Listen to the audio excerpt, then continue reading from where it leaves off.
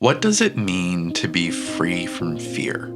To be able to stare down adversity and face it with confidence. It's often said that hardship builds character. Franklin Delano Roosevelt is remembered today as a titan of American history, but for most of his life, he was just another politician, completely unremarkable. It was the 32nd president's greatest personal crisis that would transform him both as a person and as a politician. The most important day of FDR's life wasn't Pearl Harbor or when he won the presidency, it was the day that he learned he had polio. This devastating diagnosis that took the use of his legs and threatened to completely derail his life would serve as a necessary crucible on the path to realizing his full potential. The next few years would be defined by trial and error, where Roosevelt exhibited an incredible resolve to face his crisis head-on and come out as a better version of himself. It's during his 7-year political exile that FDR truly found himself as a leader. This isn't going to be a video about all of FDR's policies or all the good and bad that he did while president, but instead a character study about the man and his leadership style.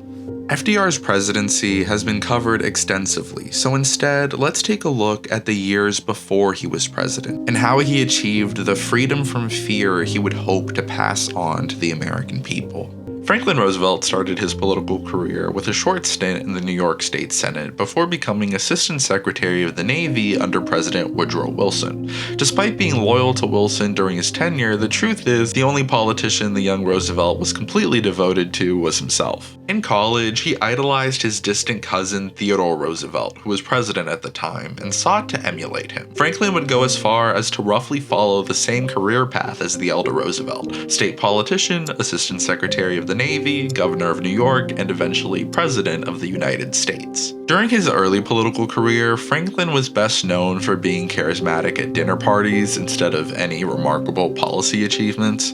Despite molding himself in Theodore's image, Franklin had few instances of heroism or political courage, no San Juan Hill moment that allowed him to grab the nation's attention. He may have had anti-Tammany rhetoric in the state Senate, but there was no progressive legislation to back it up. As president, Roosevelt sought to renew not just the country's economy, but also its spirit. He advocated to replace the self-interest of the 1920s with a patriotic generosity. Polio destroyed FDR's sense of certainty and taught him how to find hope in darkness, turning him into the gifted politician that's written in the history books. The American people believed in Roosevelt's promise for a hopeful future because he believed in it himself. While the public didn't know the true extent of Roosevelt's polio, they knew enough to see that he had overcome great hardship. FDR may have been successful before polio, but he was far from great. Politicians constantly talk about hope. It's said so often that we forget what it actually means. The best work I read about Franklin D. Roosevelt is Becoming FDR by Johnathan Darmen. I think it does a fantastic job at exploring the facets of FDR's personality that I want to examine in this video. A question framed by Darmen that really stuck with me is, when our leaders talk about hope, when was a moment in their lives where they really needed hope? When did they face hardship that required effort and imagination to overcome? The answer to that question can tell you a lot about a person and their leadership qualities. As a young man, FDR had displayed a great charisma and friendly demeanor, qualities that stemmed from a deep-seated need to be liked and praised. A need that may have been what drove FDR to politics in the first place. Franklin D. Roosevelt at the threshold of a new career. He began to take a prominent place in councils of his party. His keen-minded and progressive thought were eagerly sought on state and national affairs. To better understand these aspects of Roosevelt's character, let's examine his upbringing and how his early years shaped the man that he would become. Franklin's father, James, was a much older man who had already been married and raised a child to adulthood before being widowed at 48 years old. He would soon marry Sarah Delano, who was 26 years his junior and even a few months younger than his oldest son. Born into an aristocratic family in Hyde Park, New York, Franklin Roosevelt grew up coddled and carefree. In this patrician environment, the most important thing was to always be pleasant, and the young Roosevelt took that to heart. The condition that he needed to be pleasant created Franklin's personal agreeableness and allowed him to develop incredible emotional intuition. As a small boy, Franklin learned to read people. a tool that would be essential to his political success. Sarah Roosevelt, like many ambitious women of her era, focused her ambition on her son. Franklin was rarely exposed to other children during his youth, a lonely upbringing that would only reinforce his need to please others. James Roosevelt cherished this second chance at fatherhood and would entertain FDR's various passions, including taking the young boy sailing at Campobello, the same place his life would be forever changed by polio a few decades later. Roosevelt's father was a true aristocrat, but something about him was different. He had this profound Christian sense of duty to the poor and downtrodden that shaped much of his later life, a duty he would talk about constantly and pass on to his son. When James Roosevelt's health began to decline, Franklin learned to conceal the emotions surrounding his father's illness, something that would only further contribute to his loneliness. He was tormented at boarding school and insignificant in college because his New York upper-class status held little weight with this group of Boston socialites. Teddy Roosevelt's rise to the presidency changed Franklin's social standing and offered a taste of politics to this young people-pleaser in need of praise. Franklin Roosevelt needed love, and as a child, he was given it in abundance. This is in stark contrast to his fifth cousin and soon-to-be bride. Eleanor Roosevelt lost her mother when she was 7 years old. Her father, Elliot, younger brother of Theodore Roosevelt, was a manic depressive and alcoholic who was in and out of her life. Eleanor adored her father, who would fill her head with empty promises that he was going to come back for her so they could build their fairy tale life together. A promise that would be broken again and again until he jumped out of a window when Eleanor was just 9 years old. Because of the constant tragedy that defined Eleanor's early life, she saw love as fleeting and rare, the opposite of Franklin, who had been doted on constantly. Theodore Roosevelt would step in as a surrogate father to his young niece, developing a closeness with her that would make her a more appealing match for her husband later on. The young couple even scheduled their wedding for when Teddy, the sitting president of the United States at the time, would be in town. Despite the affection he had for Theodore, FDR was a Democrat through and through and supported Wilson over his fellow Roosevelt in the 1912 election. After his victory, President Wilson offered the young Roosevelt Teddy's old job at the Navy Department. FDR really leaned into Teddy Roosevelt's persona. He would casually say bully and drop some common references to cousin Theodore. Franklin was a Democratic reincarnation of Teddy Roosevelt, and reporters loved it. During his time at the Navy Department, Roosevelt would learn valuable lessons that aided him during his presidency, such as how to work with Congress and manage big government projects. What he didn't gain, however, watching the First World War unfold comfortably from his Navy Department desk, were the lessons men learn in war. The visceral hardship that comes from it, the crisis and the struggle that Roosevelt would have to learn to overcome at a later date. When the Democrats gathered in San Francisco in July 1920 for their national convention, Roosevelt's name was on many tongues. It was inevitable that he should be nominated for vice president to run with James M. Cox. In 1920, FDR would be the Democratic nominee for the vice presidency. By all accounts, Roosevelt didn't really believe that they could win. He was actively making plans for work and vacation following the election, which is never a good sign. Campaigning had to go on, even though he felt the cause was lost. In speech after speech, with the extraordinary energy which is even now the amazement of the nation, he sought to rally the discouraged democracy. The Cox and Roosevelt ticket lost in a landslide, even losing Roosevelt's home state of New York. Following his landslide defeat in the 1920 election, Franklin would be without a government job for the first time since entering the state senate back in 1911. He was prepared to coast on his name and connections by working in the private sector back in New York City, but destiny had other plans. The newest stage of his life was about to begin. FDR was 39 years old when he contracted polio, but he would undergo a metamorphosis so great that his political rivals who had known him previously would now underestimate him at every turn. Polio was then known as infantile paralysis, as it most often affected children. In 1920, the Roosevelts had been quite concerned with the disease following an outbreak in New York City where they lived, but only in regards to their kids, not themselves. Franklin even sent a letter to Eleanor, who was away at Campobello with the children, that read, "The infantile paralysis in NY and vicinity is appalling. Please kill all the flies. I think it really important." That same year, he even managed to borrow the Secretary of the Navy's official yacht to bring the children to Hyde Park from Campobello in order to avoid the disease on the train. In reality, Franklin, who had an isolated rural boyhood, likely had much lower immunity to the disease than his children who grew up in New York and DC. On July 27, 1921, FDR was visiting a Boy Scout camp in Bear Mountain, New York. It was likely here, through a body of still water, in a moment so seemingly insignificant, that Franklin Roosevelt's life and American history in consequence would be forever changed. Franklin felt increasingly sick for weeks, but he still managed to join his family at their summer home on the island of Campobello, Maine.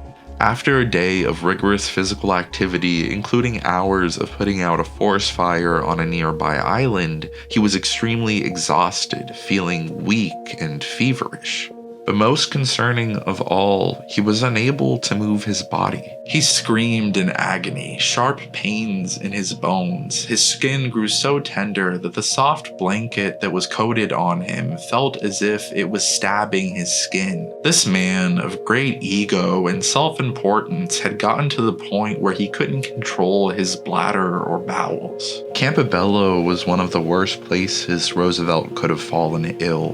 Far from any hospital, they relied on the local doctor on the island for Franklin's care. He misdiagnosed the ailing Roosevelt with a blood clot and prescribed vigorous massage, a treatment that can actually worsen muscle decay in polio patients. It wasn't until a few doctors from the mainland were able to get on the island that the proper diagnosis was finally reached: infantile paralysis. No matter what happened in Franklin's life, he played to the audience. Just as he had hid any discomfort from his childhood, his unhappiness at boarding school, the grief he felt around the loss of his father, FDR would now hide any sign of despair at his new diagnosis. Franklin and Eleanor's children, who had known their father to always be playful and energetic, would have been panicked to see him at his current state. But even as Franklin was carried off the island on a makeshift stretcher, he flashed his trademark smile on the onlooking children as not to worry them.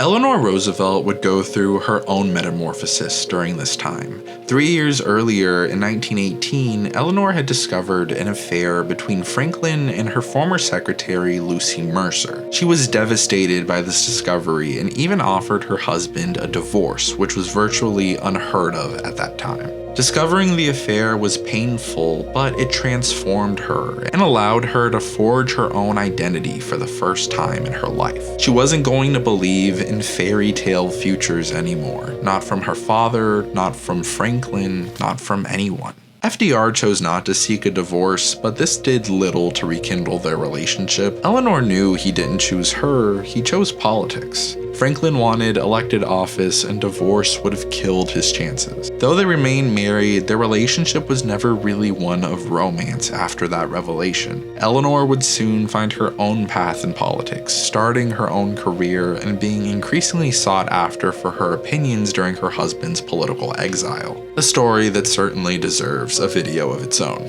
Despite being considerably wealthy, Roosevelt would use a dining chair he converted into a wheelchair for the rest of his life. You can actually see back here a little bobblehead that I have of him sitting in that chair. Which brings me to this video sponsor, Bobbletopia. Bobbletopia is a great company who I have been a big fan of even before they started sponsoring the videos. My personal favorite is this FDR bobblehead that I just mentioned. I've had it for quite a long time and it's always been a little part of my backdrop that I think is a lot of fun. It's awesome to be able to see the distinctive personality of these characters through the bobbleheads, and I think they make for great decoration anywhere that you would want to put them. You can find bobbleheads of a bunch of other presidents or even your favorite fictional characters available on the website right now. You can use code Andre Dutra at checkout for 10% off your bobblehead of choice, and make sure to comment down below which bobblehead that you get. We have nothing to fear but fear itself. FDR was one of the great speakers of human history, but I wanted to read his most famous speech aloud to really emphasize the words being delivered here and how they reflect upon Roosevelt's darkest moment. This is preeminently the time to speak the truth,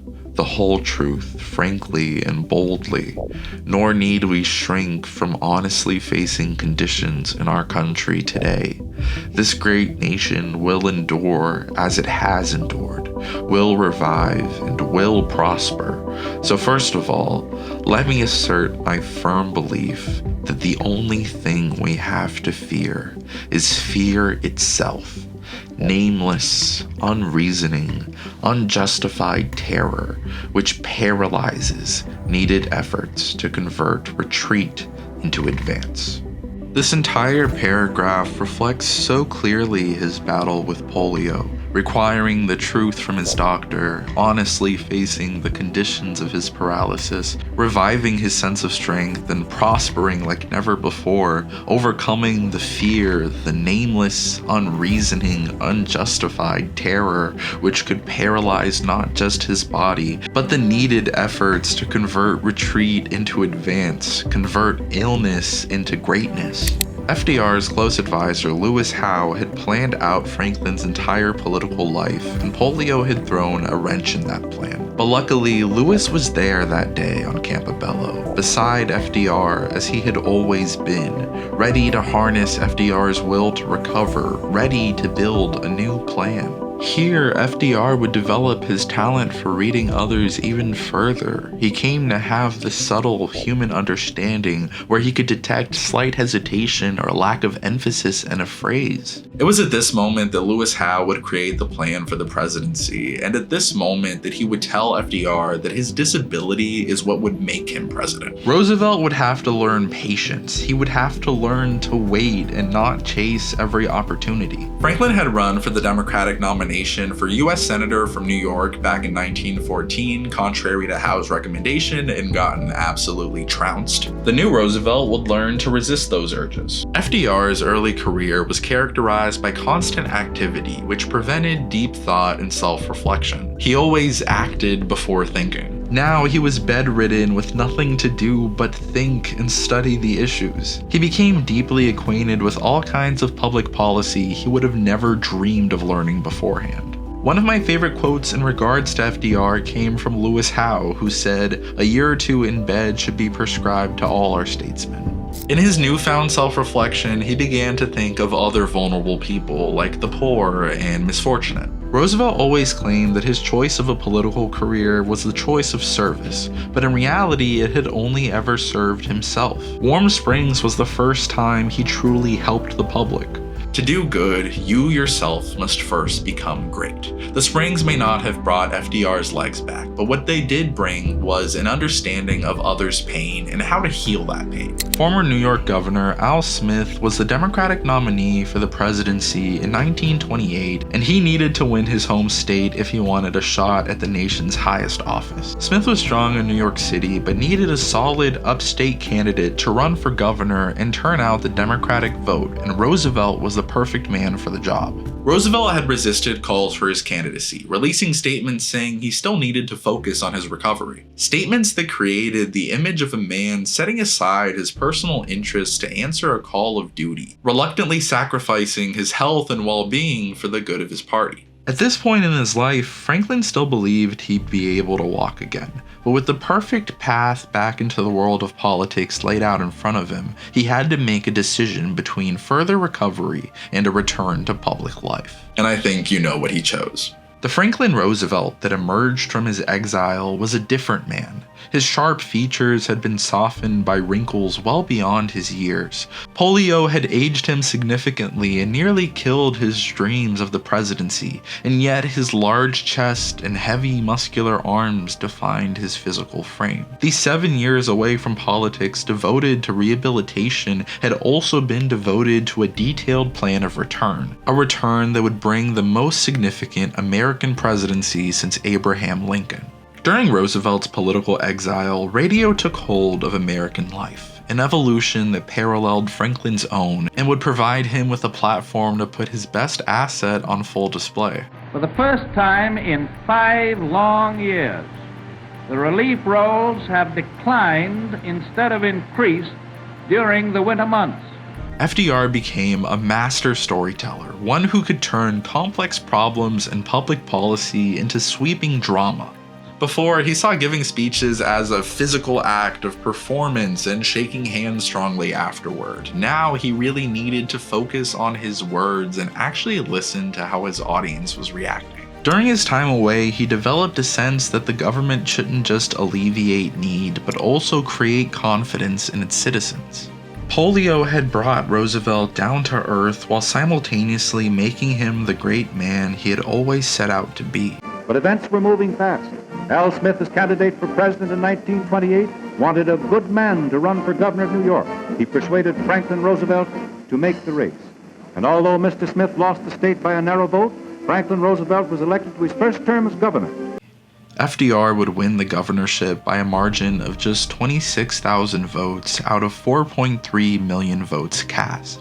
Even with a narrow victory, the exile was officially over. Taking the oath of office required putting one hand in the air and one hand on the Bible. He pressed the entire weight of his body on that one hand, trying hard to hold himself up, shaking in the process, yet his voice remained strong. While FDR's doctors might have given him overly optimistic prospects for his recovery, they were always honest about the state of his current condition. Even if it didn't succeed, it forced him to be decisive and to commit to long-term plans of recovery without instant results or gratification. This is a very difficult thing to achieve. This sort of optimism can be quite toxic because it allows you to not fully admit the severity of a problem. Think about Jimmy Carter's Crisis of Confidence speech, where he touches on the same themes of reviving the American spirit, or him asking Americans to lower their heaters and wear sweaters indoors during the energy crisis. FDR had a peculiar ability for striking that balance, both because of his natural talents as a politician and his new life experience with polio. FDR's patrician background is a reminder of just how far from the common man he really was. Deep divisions between the northern and southern wings of the Democratic Party had weakened their chances at electing a president. The extensive amount of time that Roosevelt spent in Warm Springs, Georgia made him a much more palatable candidate to Southern Democrats who would have otherwise been suspicious of a New York politician. Eleanor was disturbed by the heavily segregated area and its mistreatment of its black inhabitants, something that her husband never took issue with even after his newfound empathy for the downtrodden. This contradiction in FDR's character is best reflected in his reprehensible placement of Japanese American citizens in internment camps during the Second World War, an act that many people consider to be the worst of his presidency. Hey everyone, I've been having so much fun making these videos. I've always wanted to get a better understanding of these individuals and what motivates them, so this really has been a passion project of mine. If you enjoy this video and the rest of the content that I make, please consider supporting through Patreon or through a channel membership. The more support that I get there, the more time that I get to spend doing what I love, making these videos. Also, don't forget to check out our sponsor, Bobbletopia. They've been a huge supporter of these videos way before they started getting any traction, so I really can't overstate how grateful I am to them on how supportive they've been. Thanks again for watching. My name is Andre Dutra. Please like, subscribe, and share the video. I'll see you guys later.